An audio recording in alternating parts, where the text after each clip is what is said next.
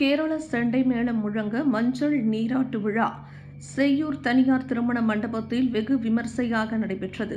செங்கல்பட்டு மாவட்டம் செய்யூரில் தனியார் திருமண மண்டபத்தில் இடைக்கழி நாடு பேரூராட்சி திமுக நிர்வாகி திரு ஓ.எம். தட்சிணாமூர்த்தி திருமதி சிவகாமி அவர்களின் இல்ல ருது மங்கள ஸ்நான விழா எனப்படும் மஞ்சள் நீராட்டு விழா வெகு சிறப்பாக நடைபெற்றது. கேரள செண்டை மேளம் முழங்க நடைபெற்ற இந்த நிகழ்வில் பல்வேறு அரசியல் கட்சிகளைச் சேர்ந்த பிரமுகர்கள் ஏராளமானோர் பங்கேற்று திரு விக்னேஷ் சுகிதாவின் மூத்த மகள் செல்வி பபினா ஸ்ரீயை வாழ்த்தினர்.